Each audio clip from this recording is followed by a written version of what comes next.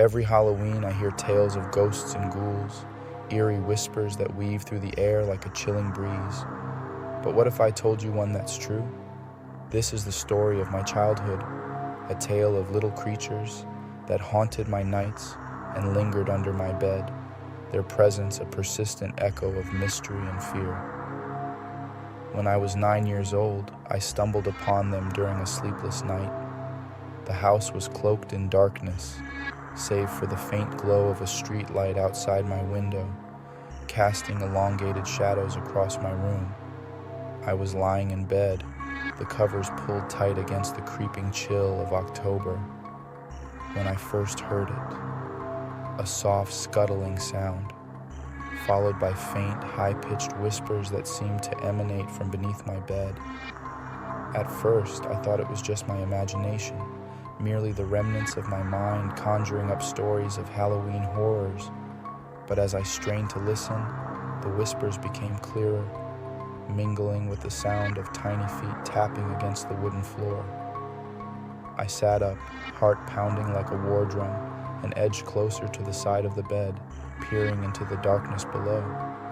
And there they were, tiny goblin-like spirits, no taller than 8 to 10 inches, with gnarled fingers and oversized ears that twitched with curiosity. Their skin glistened in the moonlight, a shade of deep green, and their wild hair flared out in every direction, giving them a chaotic appearance. They were both unsettling and strangely captivating, their beady eyes shining like black marbles as they stared back at me. I froze, not quite sure whether to be terrified or entranced. They never harmed me, but they were mischievous. They delighted in stealing shiny objects, my mother's jewelry, my father's loose change, anything that glittered in the light. They would leave behind little treasures beneath my bed, silver dollars, quarters, and once, even a small gold locket that glimmered like a captured star.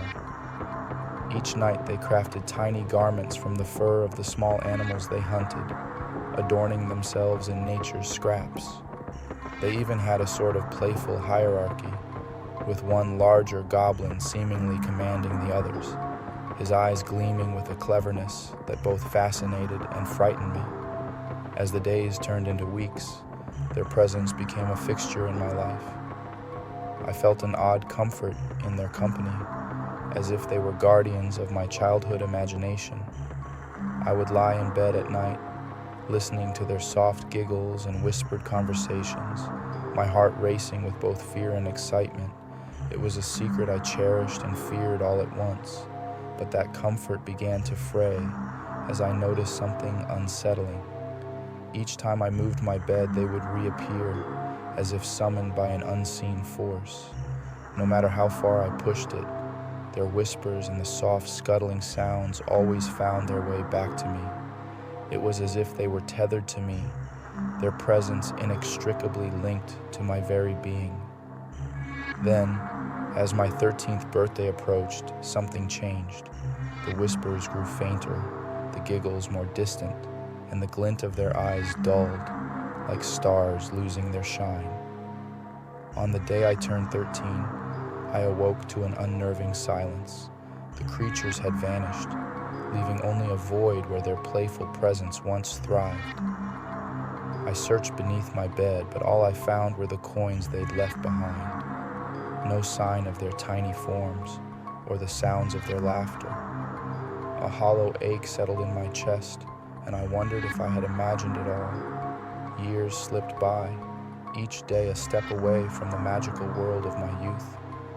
I grew into a young woman, my memories of those little creatures tucked away, gathering dust like old toys in a forgotten attic. Now, as a mother to a spirited 6-year-old named Lily, I tried to keep that magic alive through stories of goblins and hidden treasures, hoping to inspire her imagination. I often found myself wondering if I had somehow left the door open for those creatures to return, to come back to life in my daughter's world. One stormy evening, while tucking Lily into bed, I noticed her staring intently at the floor, her brow furrowed in concentration. The wind howled outside, rattling the window panes, and a chill swept through the room. "Mommy," she whispered, her voice barely rising above the crackle of thunder. "There are small people under my bed." My heart raced, a mix of disbelief and dread swelling within me. I knelt beside her, every nerve in my body on high alert. "What do they look like?" I managed to ask, my voice shaking with an undercurrent of fear. "They're tiny like this," she exclaimed, holding her hands about a foot off the ground. "They have big ears and funny hair. They keep stealing my shiny toys. And they left me $1. A chill ran down my spine, the familiar thrill of childhood memories flooding back. "Do they ever scare you?" I inquired, curiosity bubbling within me. Lily shook her head. "No, they're funny. They make silly noises and look like they're